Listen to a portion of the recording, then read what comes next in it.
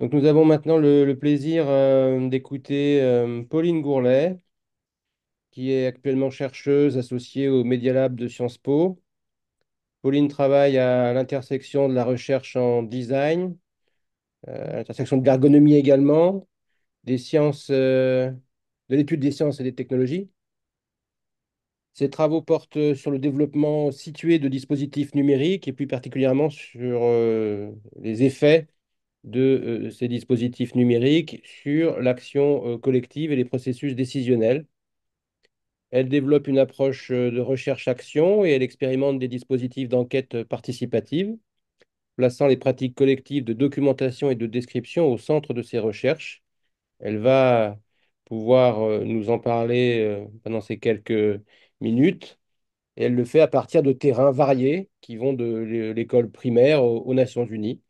Et elle développe des analyses qui tentent de pluraliser et de politiser les problèmes de la numérisation et du calcul. Merci Pauline d'avoir accepté notre invitation. Je te cède la parole pour 45 minutes. Merci. Merci beaucoup Vincent et merci beaucoup pour cette invitation. Je suis ravie de pouvoir partager ces travaux. Donc, est-ce que vous voyez bien mon diapo? Ça monte. Hop, On voit parfaitement. super. Donc, oui, Pauline, on a merci un peu pour... de... Non, Oui, excuse-moi, les interprètes ont un peu de mal à t'entendre. Est-ce que tu peux te rapprocher au maximum de ton micro, s'il te plaît? je vais essayer de parler doucement. C'était la consigne. Enfin, lentement plutôt. Donc bonjour à tous. Et oui, en effet, là, pour cette présentation en particulier, je pense que ça fera aussi un écho intéressant avec les propos de Uma juste avant, puisque moi, je vais peut-être faire un petit dézoom par rapport à ce qui a été évoqué. Et je vais vous parler depuis notamment une étude réalisée donc, au Media Lab de Sciences Po sur la question du façonnage de la fabrique de l'IA et de l'étude des trajectoires de développement, en l'occurrence en France, mais qu'on a fait avec d'autres partenaires dans le monde. Donc, on a un petit peu d'éléments pour comparer la manière dont se développe de manière située l'intelligence artificielle. Euh, et l'objectif, les choix que j'ai faits pour voilà, vous, vous raconter cette histoire-là, c'est d'essayer de mettre en avant une sorte de guide pratique, quelques opérations en tout cas, pour déjà y voir plus clair sur ce dont on parle. Et puis, voilà, essayer d'avoir un peu des éléments pour appréhender les enjeux, les multiples enjeux que pose cette question pour les collectifs de travail. Donc, j'aime bien commencer par cette image pour rappeler un peu peut-être l'état de sidération que provoque un peu ce terme d'IA. Voilà, on se retrouve devant un espèce de bloc assez imposant, devant lequel voilà, qui questionne notre humanité, comme la référence au film 2001, et qui a l'air d'être constitué déjà et qui nous pose problème et devant lequel surtout on a peu de prise. Et donc l'enjeu là de cette présentation, c'est d'en proposer au moins trois types d'opérations qui permettent, je l'espère, et on en discutera, de retrouver un peu prise face à ce que ça nous fait. Ça a été mentionné, l'histoire n'est pas écrite, en fait. Ça a été dit deux fois déjà, et donc il y a évidemment une question d'appropriation et d'usage, comme ça a été rappelé, mais il me semble, comme Ouma l'a très bien montré, il y a aussi des invariants euh, que pose le développement de ces technologies et des invariants qui sont donc, sur le plan évidemment de l'organisation du travail, mais pas que, il y a aussi des invariants culturels, techniques, économiques, etc., comme on va le voir ici. Donc peut-être la première opération qui paraît simple, mais qui en fait est tellement pervasive que c'est pas si évident, c'est la question des récits et de comment on raconte cette histoire de l'IA.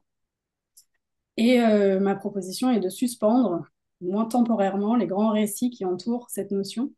D'abord en retraçant leur histoire longue. Donc on a déjà ce terme d'intelligence artificielle qui nous vient de Turing depuis voilà, les années 50, qui a posé ce terme extrêmement grandiloquent et qui nous place dans un rapport de compétition avec les machines et qui est extrêmement problématique, qui a donné lieu aussi voilà, toute une série de traductions, notamment dans la culture et dans la pop culture, à travers de nombreux livres, de nombreux films, etc., et qui en fait agissent et performent dans notre manière dont on se pose la question par rapport à l'IA. Et puis, ça a été ensuite largement repris et utilisé lors de nombreuses démonstrations, que ce soit des démonstrations en robotique ou que ce soit des démonstrations, là, par exemple, avec cette compétition remise en scène quand on a le champion de Go qui est défait par AlphaGo.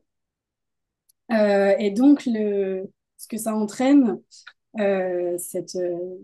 l'usage de ces termes et de ces grands récits, c'est des cadrages euh, vraiment problématiques qui nous posent un peu devant des questions un peu insolubles ou mal posées, en fait. Donc, je vous ai mis un exemple ici, mais j'aurais pu en choisir beaucoup d'autres. Ce qui est intéressant avec celui-là, c'est qu'on n'est même pas devant une publication grand public et on est en 2024. Donc, la question est posée de savoir si l'IA est une révolution ou un outil. Et donc, il me semble que ce type de cadrage est problématique dans le sens où il pose deux termes euh, qui, déjà, ne sont absolument pas sur le même plan et qui nous font soit tout est bousculé, on est devant une disruption totale, soit on est devant une toute petite chose qu'il faudrait en fait dépolitiser. C'est comme ça que j'entends ce genre de, de, de mise en équation.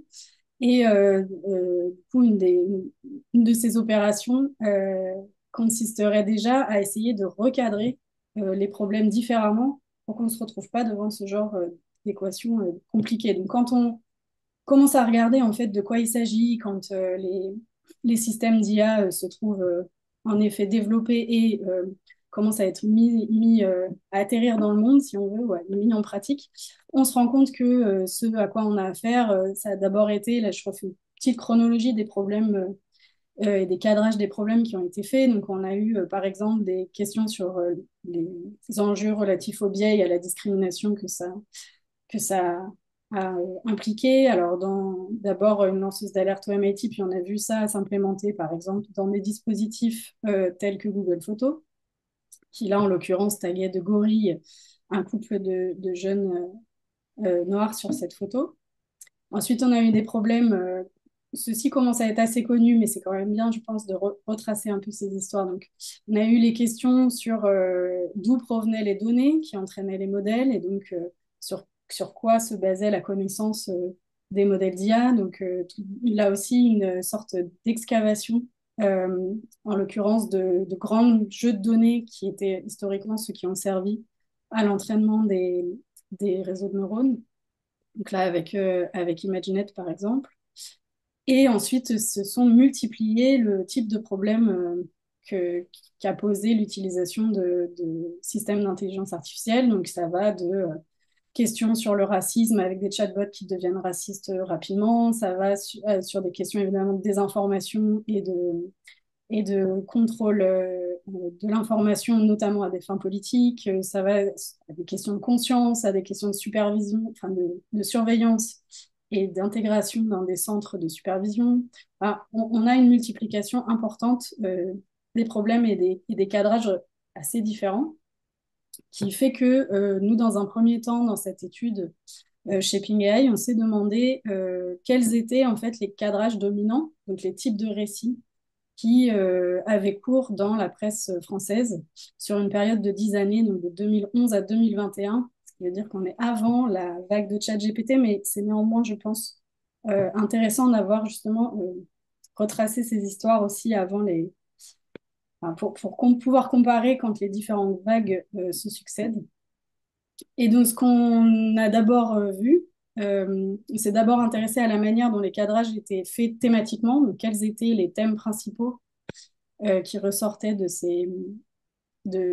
l'analyse de ce corpus. Et donc, on les a classés aussi en fonction de leur tonalité, c'est-à-dire est-ce qu'ils étaient plutôt critiques ou est-ce qu'ils étaient plutôt apologétiques, à penser que voilà, ça allait dans le bon sens pour ces domaines-là. Donc, on voit ressortir quelques thématiques telles que la santé, la recherche et l'innovation, évidemment la question des plateformes et des technologies web, etc., du côté plutôt positif. Et dans les controverses, ou en tout cas problèmes publics qui commencent a émergé de façon critique, on avait des choses assez spécifiques à la France, du coup, notamment avec, là on le voit, la question de Parcoursup, qui a beaucoup crispé, les questions de défense et les questions de justice. Et en fait, au-delà des thématiques, ce qui a été vraiment intéressant aussi de pouvoir commencer à identifier, c'est le type, du coup, les genres, on les appelait les genres, de récits qui étaient proposés dans ces articles. Et on se rend compte, on les a classés là, selon une matrice qui, en fait, d'un côté, du coup, reprend les discours négatifs, critiques, et de l'autre, les discours plutôt positifs. Et on se rend compte qu'il y a un peu deux types de traitements, quelle que soit du coup la tonalité. En haut, une structure narrative qui montre une IA qu'on a appelée monolithique, c'est-à-dire voilà, unitaire, qui serait un objet constitué, bien identifié, et qui, bien souvent, du coup, met en face d'elle une humanité, qui là encore serait du coup un humain universel qui s'oppose, donc soit dans les discours critiques, ça va être l'IA va euh, dépasser l'humain et le contrôler, vous voyez, ce genre de discours. Et dans les discours positifs, ça va être typiquement la démonstration d'AlphaGo dont je vous parlais. Donc, on a ce proxy du champion humain face à la machine. Et tout d'un coup, la machine va pouvoir nous aider à faire plein de choses. Et dans un deuxième temps, donc en dessous, on a des types de cadrage qui commencent là à être un peu plus précis sur le type d'entités qui sont pris dans les histoires de ces développements, mais qui sont divisés là encore en deux types. Soit ça fait la focale sur des problèmes avec des victimes bien identifiées qui pâtissent du développement de ces systèmes, soit on a de l'autre côté plutôt la mise en scène de bénéficiaires, donc ça va être typiquement le cas d'articles à l'époque sur les médecins ou je pense aux pneumologues, radiologues, etc., qui nous montraient bien l'intérêt pour leur domaine de l'implémentation de ce genre de système. Donc, c'est intéressant, ce travail-là nous a beaucoup aidé à comprendre euh, en fait quelle était la performativité, c'est-à-dire quels effets avait ce type de discours, et notamment les discours monolithiques qu'on retrouve énormément, d'essayer de comprendre comment ils agissaient sur la manière dont était cadrée plus largement dans le débat public la question de l'IA. Et donc, voilà, on peut aussi comprendre de cette manière pourquoi est-ce que, par exemple, la régulation de l'Union européenne va aux grandes dames de certains, c'est une vraie controverse, plutôt que de réguler des domaines d'application précis et d'essayer de spécifier par rapport à des domaines d'application, essayer de réguler l'IA en partant des risques et en classant plutôt par risque. D'ailleurs, je ne fais pas l'analyse visuelle de l'image, mais elle est aussi, je pense, très parlante par rapport à cette rhétorique un peu autour de l'IA et dans son rapport à l'humain, qui est là aussi, peut-être, est-ce que c'est le représentant de l'humanité? Voilà, on peut se poser des questions qui sont à la fois, évidemment, sur les cadrages textuels, mais aussi visuels, c'est intéressant. Euh, et par ailleurs, voilà, la performativité, donc les effets, c'est aussi qui font exister ce discours et le rendre assez concret, cette idée que l'IA serait un tout bien constitué et puissante. Ça va être, par exemple, la pause qui a été demandé en 2023 par les plus grands producteurs d'IA, qui explique par cette lettre qu'il est important de faire un moratoire et de prendre le temps du développement parce que on est devant une technologie extrêmement inquiétante et puissante qui va avoir des effets considérables. Donc ça aussi, ça fait perdurer cette idée de cette IA puissante.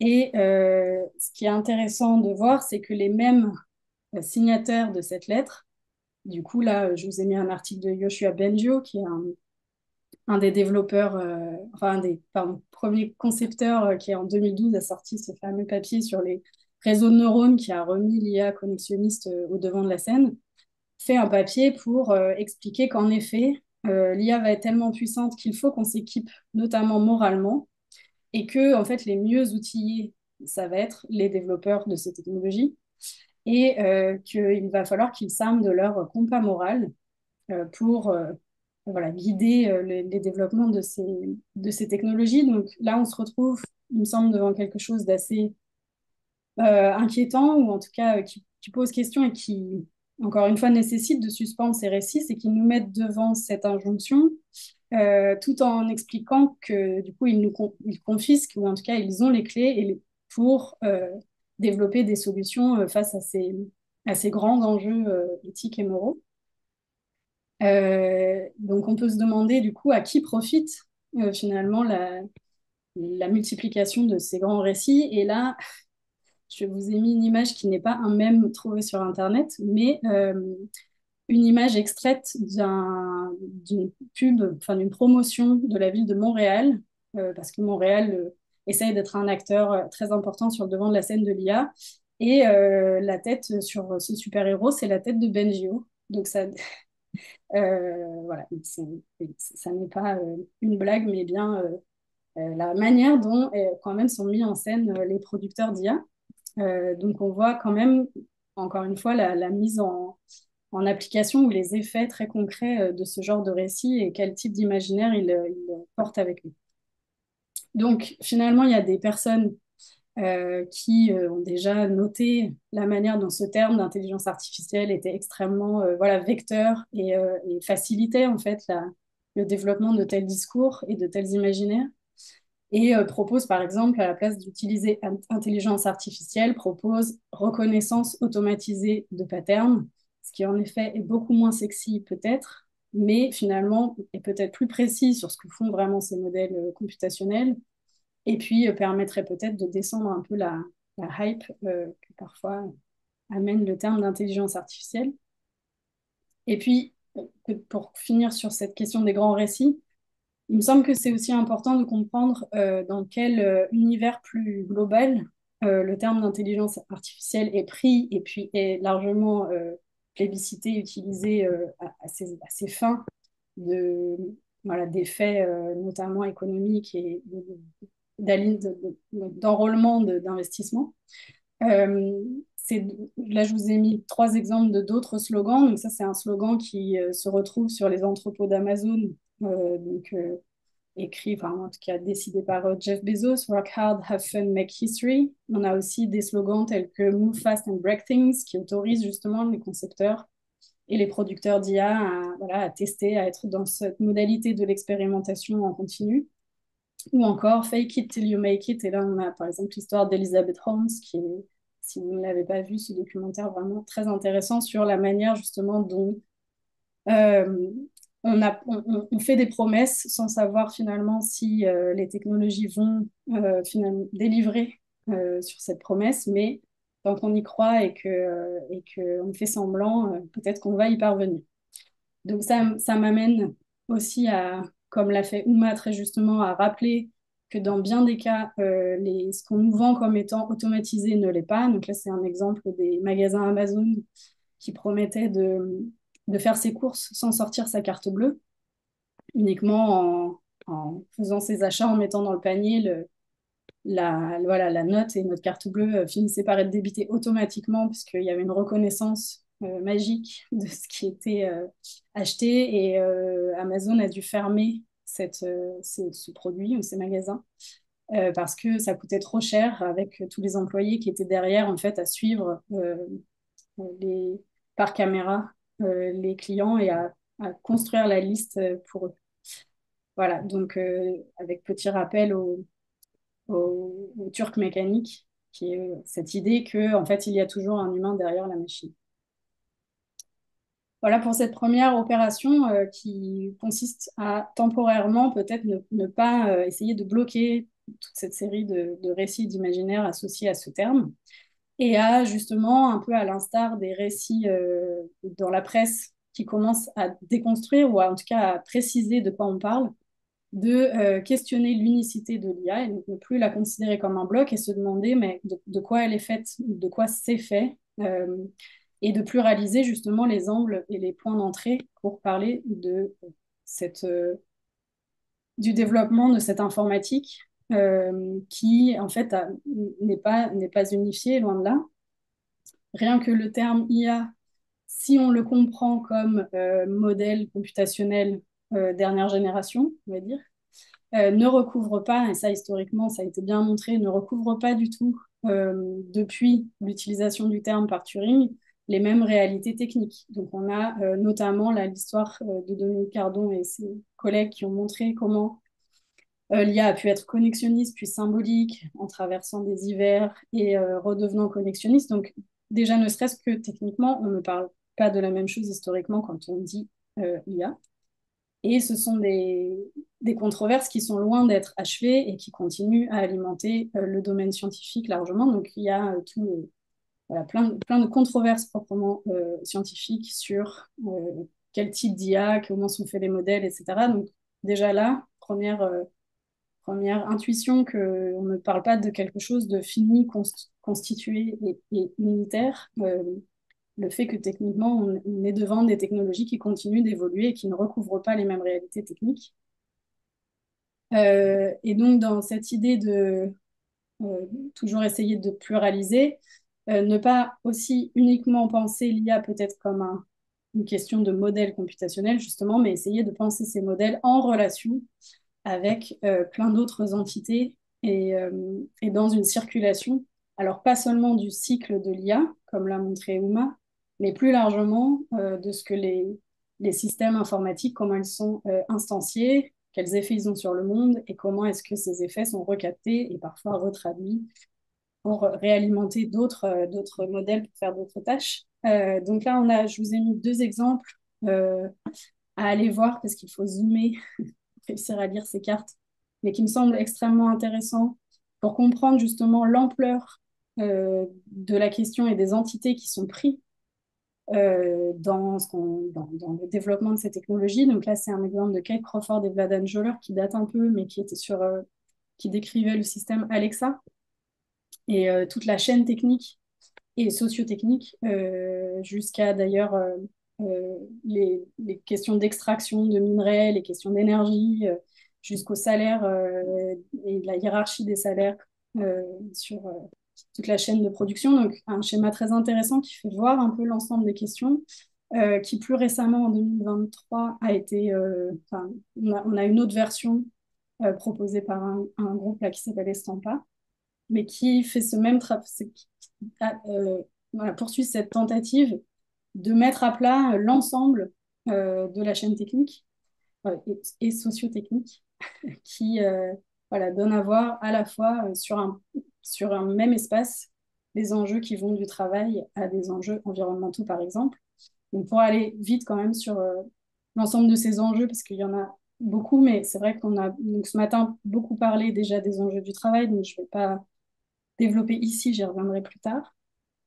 Il y a des questions qui touchent plutôt à des aspects de mise en données du monde et de ce que les épistémologies, donc ça veut dire avec quel regard, avec quels instruments on va mettre en données le monde et avec quelle idéologie. Donc là, c'est aussi Kate Crawford qui refait un travail historiographique sur les types de manières de mettre en données, qui va par exemple aller retrouver des systèmes eugénistes, par exemple, ou des manières de catégoriser qui sont problématiques et qui ont une incidence politique.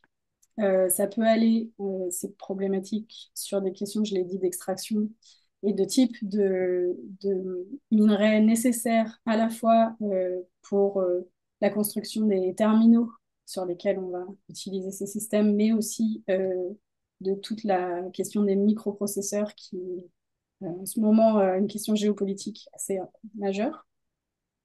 Ça peut aller sur évidemment des questions d'énergie et de consommation d'eau. On a par exemple des déclarations quand même comme Sam Altman, donc, président de OpenAI, qui développe ChatGPT, qui explique qu'il va falloir vraiment beaucoup plus d'énergie. Donc il a dit ça à Davos en 2023 et qu'il faut vraiment se poser la question de où est-ce qu'on va trouver cette énergie pour alimenter ces systèmes, jusqu'à des questions, par exemple, sur la consommation d'eau, qui sont, il me semble, un peu moins connues sur les enjeux de l'IA, mais qui, dans certains pays, ont déjà commencé à poser des vraies questions d'arbitrage.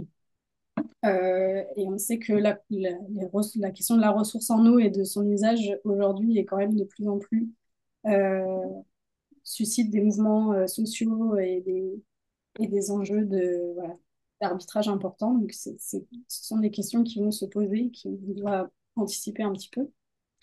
Euh, et donc, euh, cette deuxième opération, pour tenter un peu d'illustrer justement, euh, propose de réinscrire le développement des technologies dans des situations et des pratiques, c'est-à-dire de ne pas les penser exclusivement comme hors sol et dans l'absolu de l'IA, mais bien plutôt de revenir à dans quelle situation et dans quelle pratique va s'incarner euh, ces enjeux. Et en l'occurrence, au sein de Shaping AI, on a mené une enquête collective en partant des pratiques de personnes en France qui avaient affaire à l'IA dans leurs activités de travail quotidiennes. Et on a cherché à comprendre de quelle manière eux se posaient ces questions et comment est-ce qu'ils travaillaient en fait au développement de ces technologies. Et donc on a nommé ça les soucis. Donc comment est-ce que au sein de leur activité, se posent la question du développement et des trajectoires de ces technologies. Donc on a refait avec eux euh, tout un travail d'archives à partir de leurs pratiques où on a essayé de comprendre par quoi et comment se développent, donc par quoi passent et comment se développent ces technologies. Voilà, en essayant voilà, de constituer une documentation un peu concrète sur ce sujet qui parfois est très, très abstrait pour revenir comprendre un peu la pluralité des pratiques en fait qui président au développement de ces technologies. Ce qui nous a amené à nous rendre compte qu'il n'y avait pas là encore d'unicité du tout euh, dans les pratiques de l'IA, mais qu'on parlait bien de pratiques très multiples. Là, on ne s'est pas du tout contenté de ce qui est souvent fait quand on parle des concepteurs ou producteurs ou praticiens de l'IA.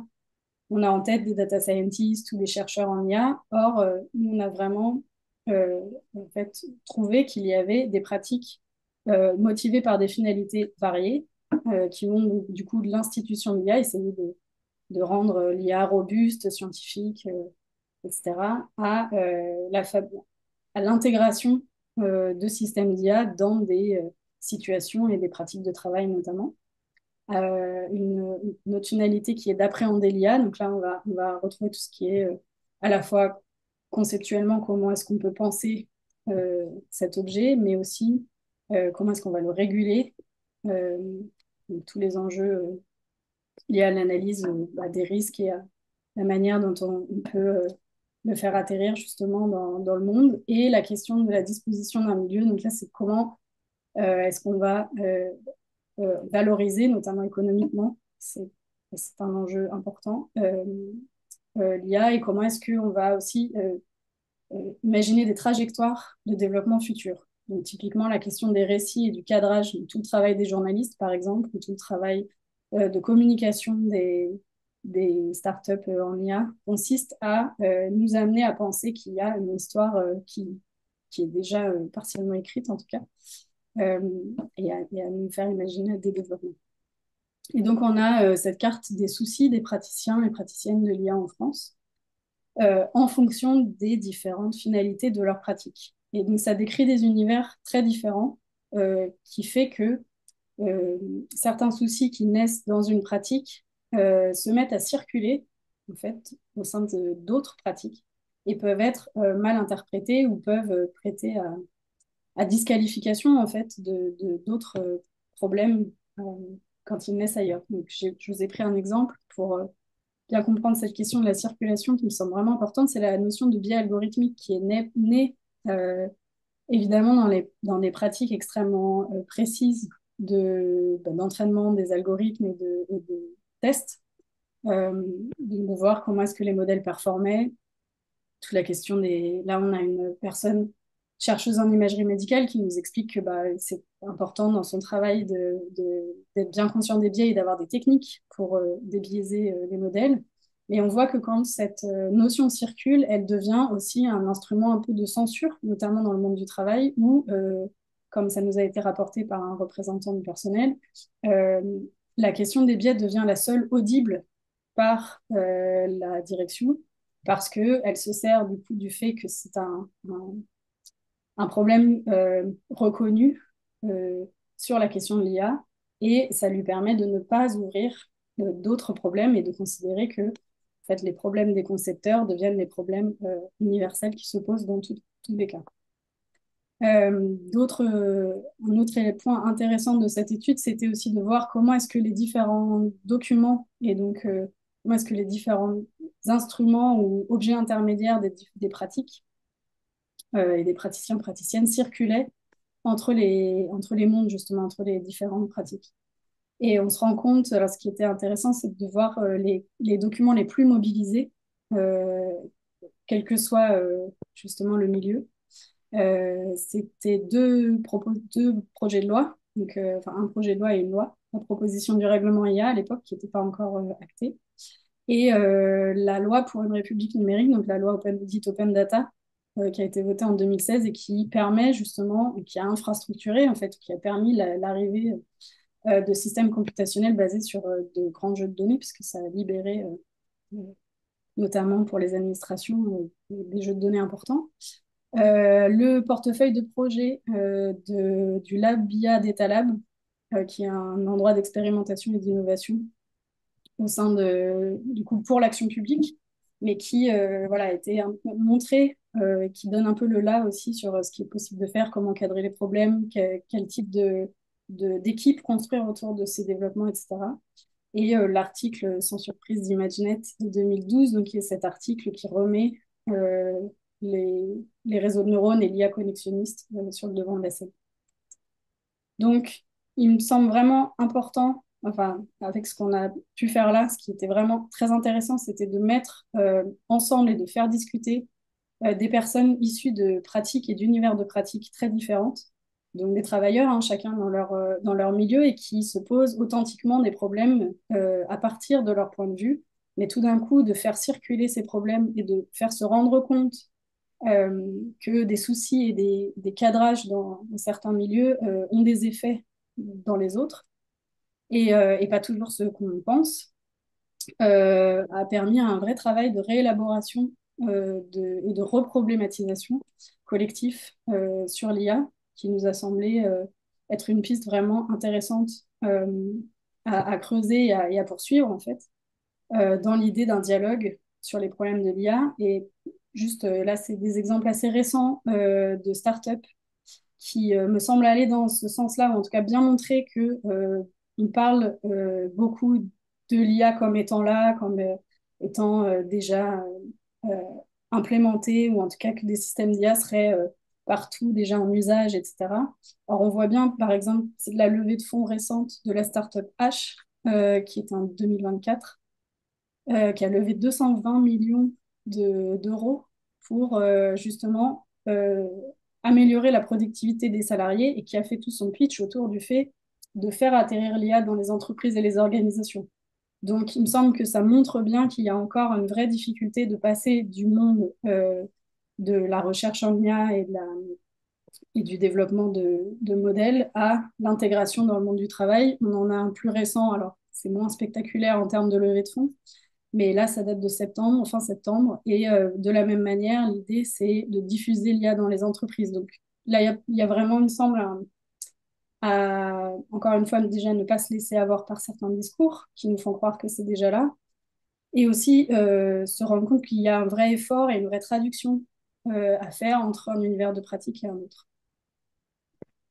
Et d'ailleurs, enfin, c'est plus une proposition qui, je trouvais, serait vraiment intéressante à réfléchir de cette manière. La participation publique à l'IA est un grand mot depuis un moment maintenant, au moins 4 5 ans, de savoir comment on fait participer les gens, soit à essayer de mieux anticiper les risques, et donc de faire des appels à consultation publique pour mieux réguler l'intelligence artificielle, etc. Il me semble que euh, ce genre d'initiative de recherche collective est beaucoup plus pertinente en ce sens qu'elle permet de redistribuer une problématisation, justement. Donc on en revient à comment est-ce qu'on cadre les problèmes, et de faire voir le travail de constitution de l'IA. Donc, encore une fois, de ne pas prendre l'IA en bloc, à commencer peut-être par ne pas utiliser ce vocabulaire, mais de faire voir comment est-ce que, en fonction des univers de pratique, se dessinent voilà, des enjeux qu'il faut adresser en ayant conscience de cette pluralité-là. Et donc, troisième opération, j'en arrive à la dernière opération que je vous propose, l'idée de faire atterrir les modèles. Donc, encore une fois, ne pas se laisser avoir par cette éclipse que forment les modèles computationnels où on a tendance à focaliser uniquement là-dessus, mais de les faire atterrir, donc de bien se poser la question de de quelle situation on parle et de dégonfler des situations fantasmées. Donc là, je pense que cette image est extrêmement parlante. Je pense qu'elle est générée d'ailleurs par un système d'intelligence artificielle. Mais Ouma a aussi parlé de ça ce matin. Je pense que de croire, c'est-à-dire de penser tous nos processus de travail de manière à récupérer une information centralisée qui va servir à avoir une image globale et à tout gérer et à tout contrôler depuis une salle de contrôle. C'est un peu ça que nous promet la plupart de ces transformations en fait dans l'organisation du travail et dans les processus de travail paraît complètement en fait non fondé et hors sol. Pour l'instant, il n'y a pas de démonstration que ce genre de situation existe et fonctionne.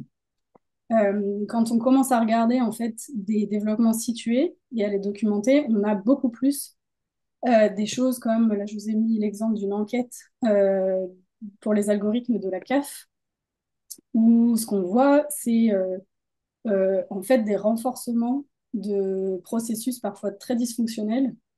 Là, par exemple, on a en fait un profilage et des alertes qui sont faits par un système informatique qui en fait discrimine les plus pauvres. Pourquoi?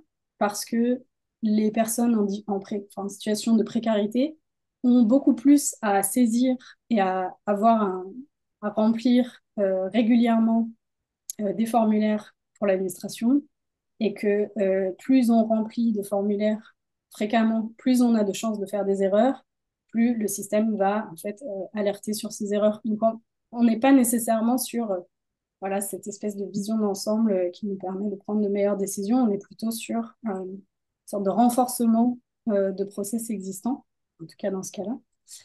Et du coup, moi, je voulais vous finir sur un cas d'étude qu'on a fait en 2022-2023 sur un projet qui s'appelle Foncier innovant, qui est mené au sein d'une administration publique, la Direction générale des finances publiques, et qui cherche à automatiser le dessin du cadastre, qui voilà, regarde comment est-ce que via l'utilisation d'imagerie aérienne, le cadastre pourrait être dessiné automatiquement. Donc ça a commencé, vous en avez peut-être entendu parler, par la détection de piscines, euh, où l'idée c'était dans un premier temps d'identifier des objets relativement faciles à identifier a priori, donc des piscines puis des bâtiments isolés. Mais l'enjeu est bien de dessiner à terme automatiquement tous les bâtiments, tous les bâtis sur le cadastre. Donc les concepteurs et les porteurs de projets se sont demandé quel modèle computationnel ils pourraient utiliser. Donc ils ont commencé dans un partenariat avec Google à utiliser un des modèles de Google pour voir quelle performance ça avait sur la détection et, et sur le dessin. C'est-à-dire une opération de vectorisation en fait, pour dessiner automatiquement sur le cadastre. Alors, ce qui est intéressant de voir, c'est la manière dont présente ce qui est en jeu par l'équipe, en l'occurrence par le lead data scientist de l'équipe, qui nous dit qu'en fait, pour évaluer l'efficacité de ce système, il faudrait regarder comment performe du coup l'agent humain et face à la machine, qu'on est un peu dans cette équation. Sauf que quand on commence à regarder en fait quel type de tâche est faite, on a en orange, là je vous ai mis les tâches actuelles donc effectuées. Bon, aujourd'hui, cette tâche de dessin est effectuée par des géomètres fonctionnaires à la DGFiP et les tâches faites par le modèle.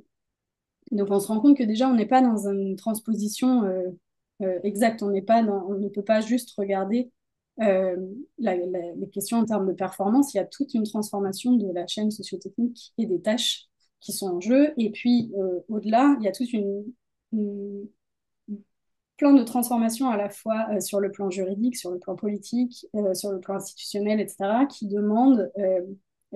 sont bouleversées par l'introduction de ces technologies. Donc, il ne s'agit pas seulement de limiter à la performance sur le résultat. Et il y a évidemment un tas de pratiques éprouvées à la fois par les contribuables jusqu'aux fonctionnaires du fisc qui voilà, annotent et tiennent à jour ce registre, qui vont être bouleversés en fait par l'arrivée de ces systèmes. Donc, nous, on a fait pendant cette enquête, c'est qu'on a essayé de rendre compte de manière la plus exhaustive possible des entités prises dans cette boucle avec l'introduction de ces systèmes. Donc, quels sont les acteurs impliqués, quelles sont les entités techniques impliquées, quelles sont les relations qui se transforment et qu'est-ce que ça vient toucher comme, euh, comme organisation du travail et comme conséquence aussi jusqu'aux conséquences politiques, parce qu'on parle quand même du coup d'un registre qui sert à la détermination des impôts fonciers.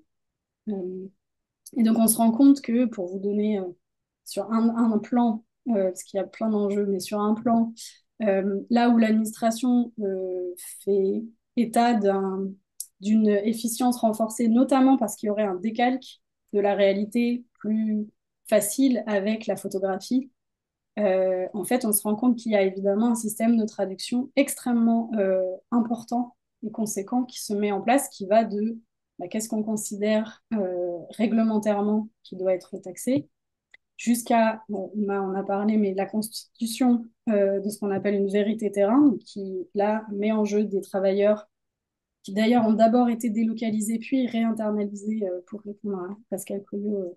Là, on a aussi maintenant des fonctionnaires qui ont cette tâche d'annotation des jeux de données pour entraîner l'algorithme, pour qu'il reconnaisse, en l'occurrence, les piscines. Mais on voit bien que cette idée d'un décalque de la réalité ou d'une quasi donnée évidente n'est pas du tout, c'est pas du tout ce qui se passe. La chaîne sociotechnique est allongée par rapport à ce qui se passait avant et plein de complications, d'erreurs ou de difficultés de traduction sont en jeu. Et donc, il est là aussi intéressant de retourner à la question de quels récits et quels discours sont portés pour introduire ces systèmes. Donc, on a une administration qui nous dit que l'IA est vecteur de simplicité et d'efficacité. Voilà, parce que, enfin, un peu comme un slogan. Ce qui est intéressant de voir aussi, c'est sur quoi il s'appuie pour nous dire que l'IA est vecteur de simplicité et que la fonction publique doit absolument gagner en agilité. On se repose sur des sondages faits par les acteurs qui vont ensuite être eux-mêmes prestataires dans la réponse qui est donnée. Là, on a aussi des questions, il me semble, en termes de quels acteurs interviennent à quel moment dans cette chaîne. Et cette carte que je vous ai montrée et toute l'enquête a été mise en jeu lors d'un workshop où on a travaillé avec les parties prenantes dans cette chaîne, donc à la fois les porteurs de projets, des représentants du personnel, des chercheurs, des représentants et des cadres dans d'autres administrations qui auront affaire avec, à certains bouts de cette chaîne. Et j'aime bien ce résumé d'une personne, d'un participant, qui dit on voit bien qu'il y a tout un écosystème qui se développe, dont le but est de changer des relations existantes par d'autres. Donc, encore une fois, l'équation qui consiste à juste évaluer la performance sur le rendu du tracé semble vraiment trop légère par rapport à ce qui est en jeu en termes de transformation. Et là encore, l'enquête collective est vraiment très intéressante puisque chacun étant à un bout de la chaîne, n'ayant que très peu de visibilité sur l'ensemble, c'est extrêmement pertinent de partager quel type de problématiques et comment est-ce qu'on cadre les différentes problématiques et quels leviers d'action on peut trouver collectivement une fois qu'on a cette vision d'ensemble et qu'on commence à partager euh, une vue de la chaîne sociotechnique. Donc, pour conclure, je reviens juste sur les trois opérations proposées, donc suspendre les grands récits, déchosifier et pluraliser et faire atterrir les modèles me semble vraiment important pour façonner, du coup, si vous avez bien suivi, non pas l'intelligence artificielle, mais plutôt des conditions pour des pratiques authentiquement génératives. Ce serait peut-être pour ouvrir la discussion, cette conclusion un peu provocante. Si, de votre écoute. Merci beaucoup, Pauline, pour ce brillant exposé et qui nous invite à atterrir pour le coup et qui, moi, m'interroge sur la façon dont on peut envisager cet atterrissage dans l'organisation. Alors, tu nous offres une clé qui consisterait à développer des capacités d'enquête collective dans les organisations. Mais moi, je m'interroge sur la capacité à négocier ces possibilités d'enquête dans les organisations. Alors, comment ça s'est effectué peut-être à la DGFIP, hein, pouvoir avoir cette scène rassemblant différentes parties prenantes ou parties constituantes, en tout cas, de la chaîne, qu'il s'agit de la chaîne socio-technique, qu'il s'agirait de reconstituer un petit peu, comment on opère, comment on y est arrivé à ça. Et puis l'autre point, peut-être qui est moins développé ici, c'est aussi la réception de cette enquête participative dans les organisations. Qu'est-ce que ça vient produire derrière? Comment on se saisit en tout cas de ce travail un peu d'exploration pour mettre à jour un peu d'autres façons de traduire les enjeux liés à l'introduction de l'intelligence artificielle pour dépasser un petit peu les grands récits que tu pouvais présenter initialement. Alors, sur la mise en place peut-être de ces enquêtes collectives, pour répondre à la première partie de la question, euh, c'est vrai que là, on l'a fait dans le cadre d'un projet de recherche. Donc là, ça pose la question aussi c'est vrai que je ne l'ai pas dit, mais sur le bénéfice d'avoir des personnes issues de multiples pratiques qui se rencontrent, c'est que ça forme des alliances assez improbables parfois. Ça met en lumière du coup des enjeux qui tout d'un coup peuvent fédérer et créer des rapports de force un petit peu différents. Je pense par exemple aux enjeux environnementaux qui tout d'un coup vont, pour des représentants du personnel par exemple, devenir des points d'appui sur lesquels ils vont pouvoir, à la fois à travers des leviers d'action qu'ils ont à leur disposition, mais aussi en allant chercher du coup des organisations, des associations, la société civile, voilà, pour tout d'un coup faire émerger ces cadrages et les faire valoir. Donc, du coup, pour mettre en place ce genre de choses, il me semble que ça peut être intéressant d'aller chercher des alliés, voilà, que ce soit des tiers dans la recherche, des associations, évidemment des syndicats, qui peuvent tout d'un coup prendre en charge et surtout avoir accès au terrain, parce que je crois que c'est en creux dans toute ma présentation, mais vraiment ce dont on manque. Alors, on m'a donné quelques exemples très intéressants ce matin, mais ils sont rares. On n'a pas tant que ça de documentation précise d'activité de travail, de ce que ça fait réellement.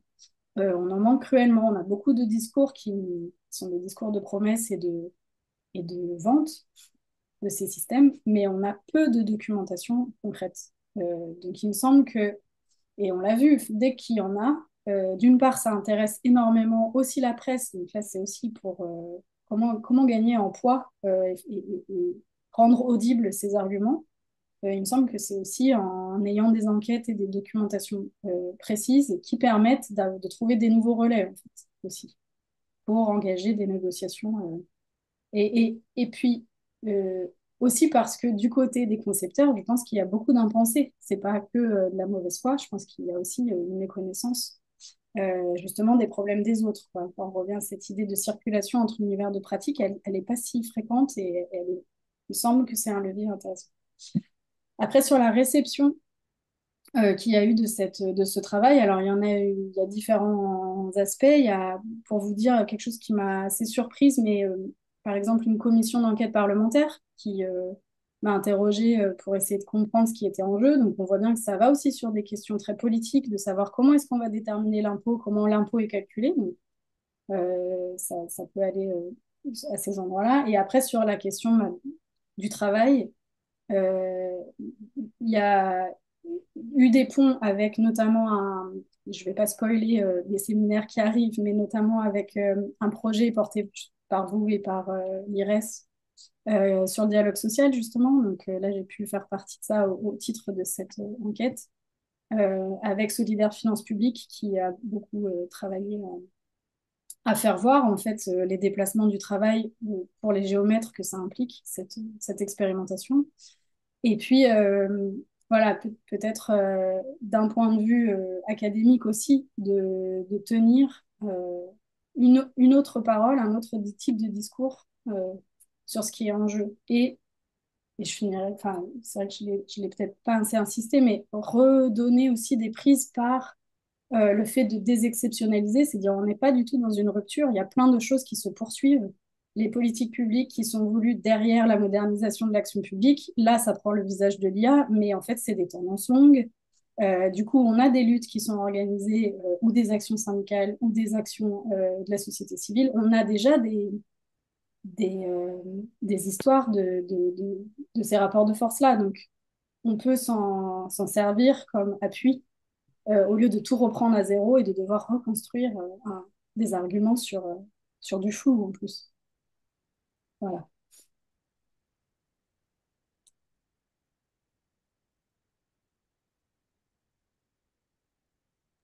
On t'entend pas, Ludovic, t'as pas de micro.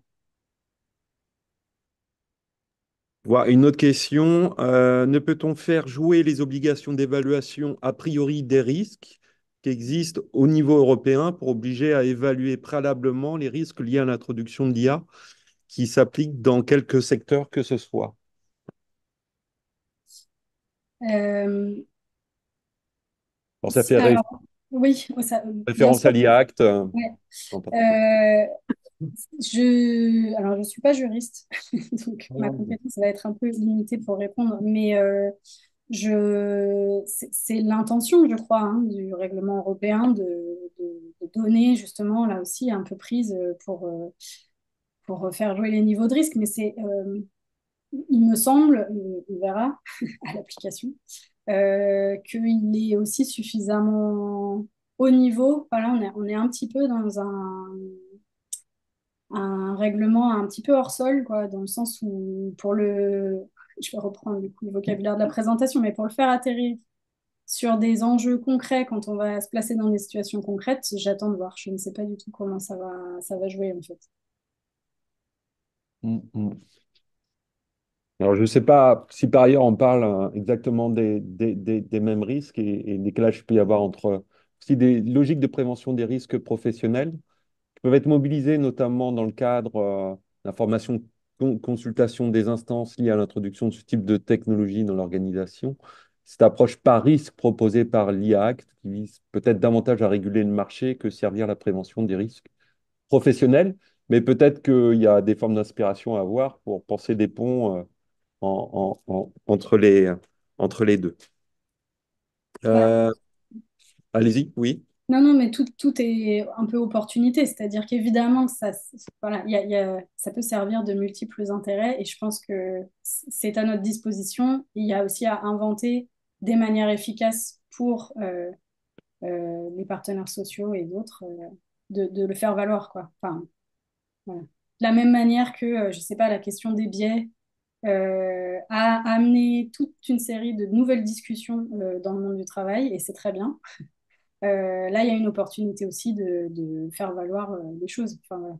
Je pense qu'il faut pas être uniquement dans la critique et défaitiste, mais se rendre compte aussi que ça nous permet des marchepieds, quoi. Donc, il faut s'en saisir si on peut. Alors, une autre question sur l'idée de, pour lutter contre les visions monolithiques, nous conseillez-vous de parler des IA, voire des systèmes d'IA au lieu de l'IA?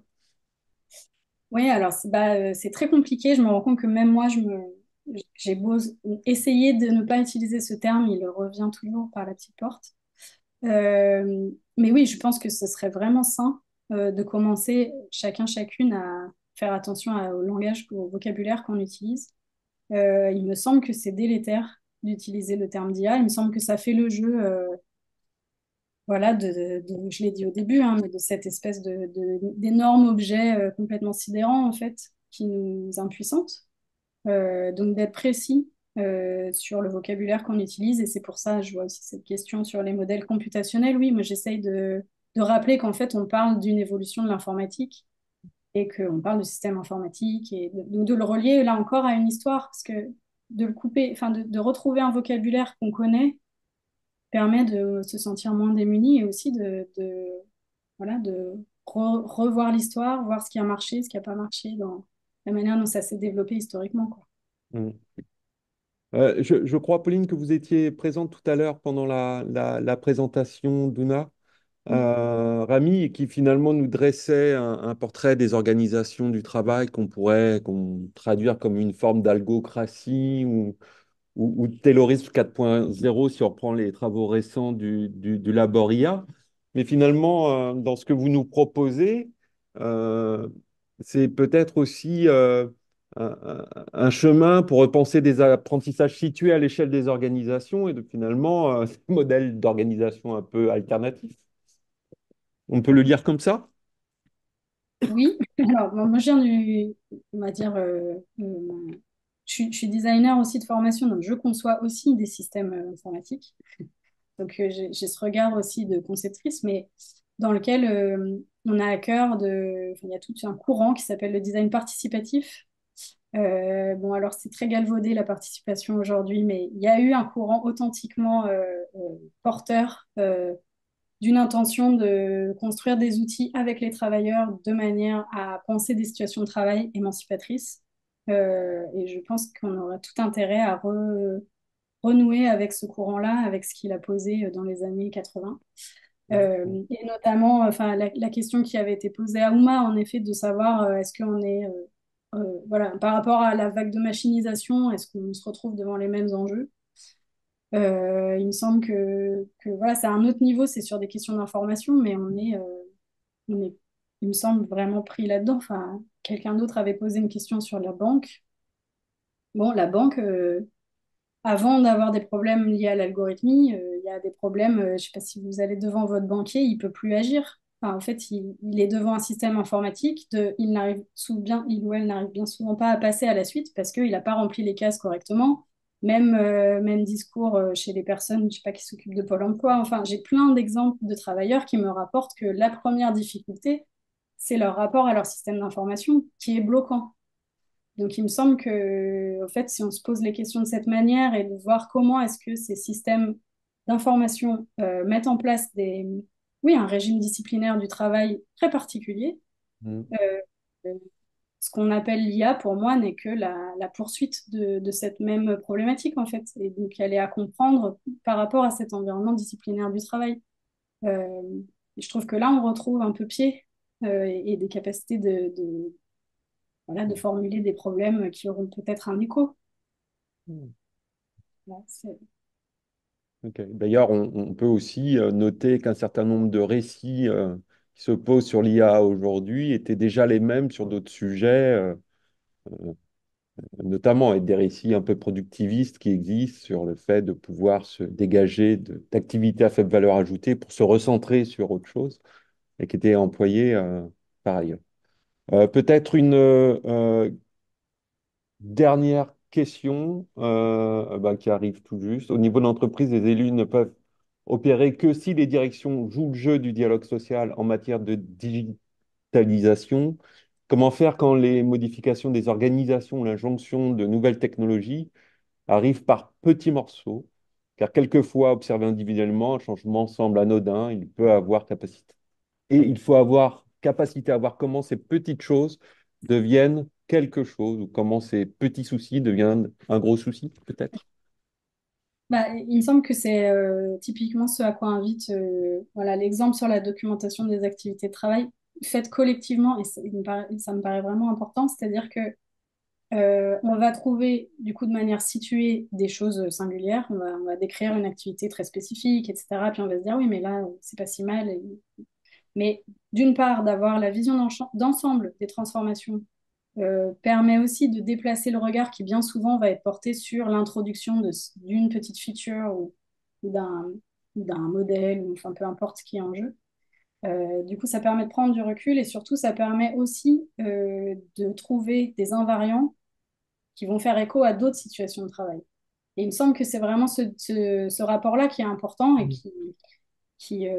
voilà, de se rendre compte que on peut aller chercher aussi du coup une histoire avec des négociations qui ont eu lieu dans d'autres endroits, qui ont été cadrées d'une autre manière, etc. Ça permet tout d'un coup, grâce à ce dézoom un peu, mais alimenté par des éléments concrets et spécifiques, plus on aura ça, plus on arrivera à faire valoir les invariants en fait. Je pense que ça se voit très bien quand Ouma parle et d'autres, hein, tout le travail fait par l'équipe de Casilli et Toubaro est très intéressant de voir voilà, le travail d'annotation et d'entraînement des modèles. On commence à avoir suffisamment d'éléments pour voir des invariants très forts. Et on voit bien que du coup, les mêmes dispositifs répètent les mêmes effets.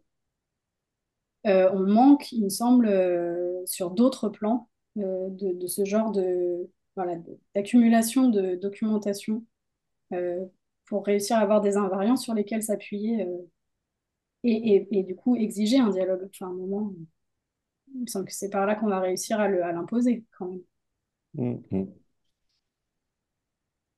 Mais pour le coup, ce que vous proposez sont aussi de nouveaux régimes de dialogue qui peuvent peut-être aussi questionner.